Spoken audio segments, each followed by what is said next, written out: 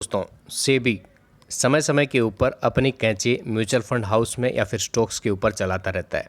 ये काफ़ी ज़रूरी भी है क्योंकि अगर ऐसा नहीं हुआ तो म्यूचुअल फंड हाउसेस हैं या फिर कोई स्टॉक है, कोई कंपनी है, अपनी मनमानी करेगा और इन्वेस्टर्स को काफ़ी नुकसान भी वहाँ पे हो सकता है। नमस्कार, स्वागत है एक बार फिर से दोस्तों आप सभी का आपके और हमारे यूट्यूब चैनल इन्वेस्टमेंट गुरु के ऊपर। तो दोस्तों 1 अप्रैल 2022 से पहले अगर आपकी किसी म्यूचुअल फंड की एसआईपी कटती है तो वो कटेगी, लेकिन 1 अप्रैल 2022 के बाद नए हो पुराने हो जो भी आपके म्यूचुअल फंड में आपने इन्वेस्टमेंट कर रखा है और एसआईपी कटती है तो वो नहीं कटेगी। तो यहाँ पे हम इसी चीज़ के बारे में डिस्कस करेंगे दोस्तों। ऐसे 3 म्यूचुअल फंड की एसआईपी बंद हो रही है जो अब आगे जब तक अगला आदेश नहीं आता है सेबी का तब तक वो चालू नहीं होने वाले। कौन सी है? अगर आपका भी उसमें इन्वेस्ट कर रखा है आपने भी, तो आप थोड़ा सा यहाँ पे सतर्क हो जाइए। सारी चीज़ें डिस्कस करेंगे। आपके मन में काफ़ी सवाल भी होंगे, क्यों पैसा नहीं कटेगा? अगर हमने ऑलरेडी इन्वेस्टमेंट कर रखा है तो क्या हम उस पैसे को रिडीम कर सकते हैं? एसडब्ल्यूपी का क्या होगा?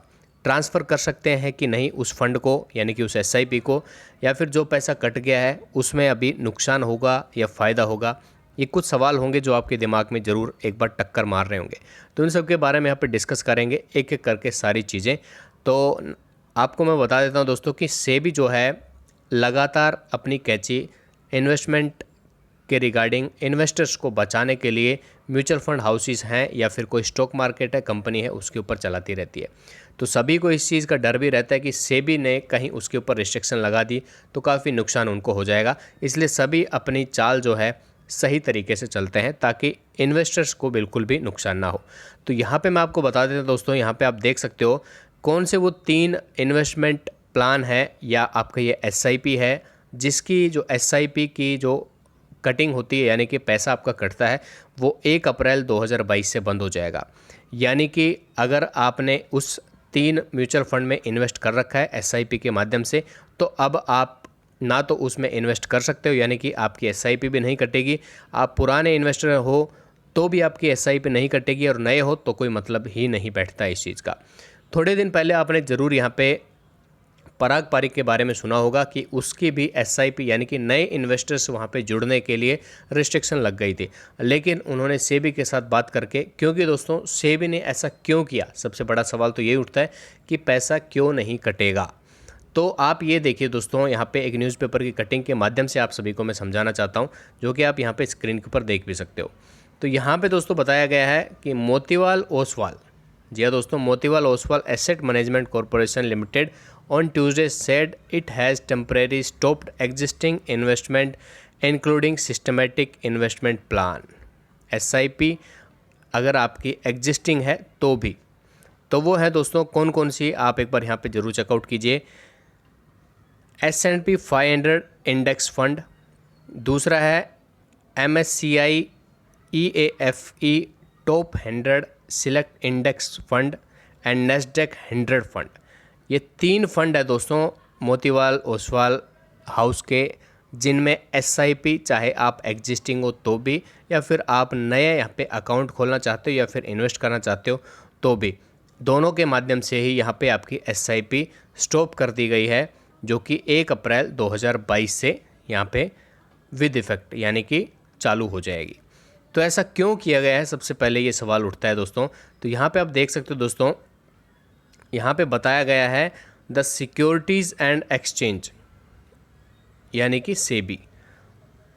तो सेबी ने क्या बोला है दोस्तों, जनवरी में बताया था और एडवाइस भी किया था म्यूचुअल फंड्स को, ओवरसीज़ सिक्योरिटीज़ यानी कि अगर जितने भी म्यूचुअल फंड हैं वो ओवरसीज़ यानी कि विदेश में जो कंपनियां हैं उसमें अगर पैसा इन्वेस्ट करती हैं तो विद इफेक्ट वहाँ से उन्होंने एडवाइस किया था कि अब थोड़ा सा उसको स्टॉप करने की ज़रूरत है। उसकी एक लिमिट रहती है, लिमिट क्या है वो भी मैं आपको बता देता हूं दोस्तों। यहाँ पे आप देख सकते हो स्क्रीन के ऊपर, mutual fund can make overseas investment up to $1 billion पर mutual fund with the overall industry limit of $7 billion. तो यहाँ पे एक लिमिट है दोस्तों $1 बिलियन की। अगर यहाँ तक आपका इन्वेस्टमेंट ओवरसीज़ में हो जाता है तो वो लिमिट सही है। अगर इससे ज़्यादा होता है तो वहाँ पे सेबी जो है उस फंड को रिस्ट्रिक्ट कर सकती है इन्वेस्ट करने के लिए ओवरसीज़। तो ये जो फंड मैंने आपको 3 जो फंड यहाँ पे बताए हैं, जो कि आप देख भी सकते हो स्क्रीन के ऊपर। पहला है तो S&P 500 index fund, MSCI EAFE top 100 select index fund and Nasdaq 100। ये 3 फंड है दोस्तों। इनका लगभग 100% जो है ओवरसीज़ पैसा लगाया जाता है। लेकिन जो खबर जो आई थी लगभग आई थिंक फरवरी के महीने में कि पराग पारिक का भी नए इन्वेस्टर जुड़ने के लिए बंद किया गया है। तो वो जो फंड था उसमें 30% पैसा जो है ओवरसीज़ लगता था, बाकी 70% जो है डोमेस्टिक में लगता था। इसीलिए सेबी के साथ बात करने के बाद उस फंड को 15 मार्च से दोबारा ओपन कर दिया गया है, यानी कि नए इन्वेस्टर उसमें जुड़ सकते हैं। लेकिन ये जो 3 फंड हैं मोतीलाल ओसवाल हाउस के, ये जो तीनों फंड है उसका 100% जो पैसा है वो ओवरसीज़ लगता है, इसलिए सेबी ने इसको रिस्ट्रिक्ट कर दिया गया है। अब दोस्तों सवाल ये उठता है जो कि पैसा क्यों नहीं कटेगा। ये तो आपको पता लग गया पैसा क्यों नहीं कटेगा। अब सवाल ये उठता है कि रिडीम कर सकते हैं या नहीं। SWP यानी कि सिस्टमेटिक विड्रॉल प्लान अगर आपने कर रखा है तो उसका क्या होगा। इस फंड को यानी कि SIP को ट्रांसफ़र कर सकते हैं कि नहीं, और जो पैसा कट गया उसका नुकसान होगा या फ़ायदा, ये थोड़ा सा एक बार डिस्कस कर लेते हैं। तो यहाँ पे एक और मैं कटिंग न्यूज़पेपर के आपको दिखाना चाहता हूँ दोस्तों।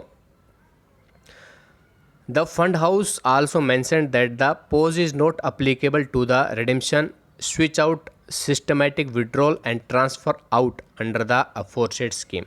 यानी कि अगर आप इसको रिडीम करना चाहते हो, अपना पैसा निकालना चाहते हो, आपके कुछ रिक्वायरमेंट है तो पैसा निकाल सकते हो, इसमें कोई रिस्ट्रिक्शन नहीं है। दूसरा स्विच आउट सिस्टमेटिक विड्रॉल, अगर आपने SWP कर रखा है यानी कि कुछ लमसम अमाउंट जमा करने के बाद कुछ मंथली आप पैसा लेते हो, उसका विड्रॉल करते हो, तो वो भी आपका चालू रहेगा, लेकिन आपकी SIP नहीं कटेगी। और अगर ट्रांसफ़र आउट करना चाहते हो यानी कि यहाँ से मोतीलाल ओसवाल जो फंड SIP जो है इससे दूसरे फंड में अगर आप करना चाहते हो तो वो हो जाएगा, लेकिन इन नहीं होगा, यानी कि दूसरे फंड से और इस फंड के अंदर आप ट्रांसफ़र नहीं कर सकते हो। तो ये है दोस्तों आपके जो सवाल जो चाहते थे, आप पूछना चाहते थे, यानी कि रिडीम्शन कर सकते हैं कि नहीं, बिल्कुल कर सकते हैं। SW जैसे आपकी पहली चल रही थी वैसे ही चलती रहेगी। ट्रांसफ़र इन कर सकते हो, आउट नहीं कर सकते, ये हो गया है। लेकिन आपका जो पैसा है वो कट गया, उसका नुकसान तो नहीं होगा। तो ये चीज़ थोड़ा सा मार्केट के ऊपर दोस्तों यहाँ पे डिपेंड करेगी कि अगर आपने पैसा लगा रखा है, मार्केट अप जाता है तो आपका जो पैसा है, जो मैनेजर्स हैं उसको उसी हिसाब से, यानी कि मार्केट के हिसाब से, अगर मार्केट अप है तो इसका पैसा भी आपका बढ़ेगा, और मार्केट अगर डाउन जाता है तो वो पैसा भी आपका डाउन जाने के चांसेस यहाँ पे हैं।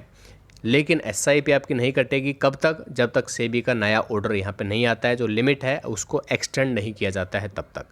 तो ये कुछ जानकारी थी दोस्तों मोतीलाल ओसवाल की जो 3 म्यूचुअल फंड की SIP है 1 अप्रैल 2022 से नहीं कटेगी। तो थोड़ा सा आपको यहाँ पे ध्यान देने वाली बात है, वो कब तक रहती है लिमिट, सेबी कब एक्सटेंड करता है, 1 महीना, 2 महीना, 4 महीना, 6 महीना, इसका कोई आइडिया अभी तक नहीं है, ना ही इसके बारे में कोई इन्फॉर्मेशन यहाँ पे फंड हाउस के द्वारा दी गई है। कोई जानकारी आएगी तो ज़रूर आपको वीडियो के माध्यम से बताया जाएगा। वीडियो अच्छा लग रहा है तो लाइक करना, चैनल को सब्सक्राइब कर लेना, नहीं किया है तो। मिलते हैं दोस्तों नए वीडियो में, तब तक के लिए आप अगर इन्वेस्टमेंट करने की प्लानिंग कर रहे हो तो ग्रो ऐप के माध्यम से, आदित्य बिरला मनी के माध्यम से, एडलविस के माध्यम से, जीरोधा के माध्यम से, सबका डिस्क्रिप्शन में मैंने लिंक दे रखा है, वहाँ से जाइए और चेकआउट कीजिए, अपना अकाउंट खोल के आज ही इन्वेस्टमेंट स्टार्ट कीजिए। मिलते हैं दोस्तों नए वीडियो में। जय हिंद, जय भारत, वंदे मातरम, जय जवान, जय किसान, जय विज्ञान।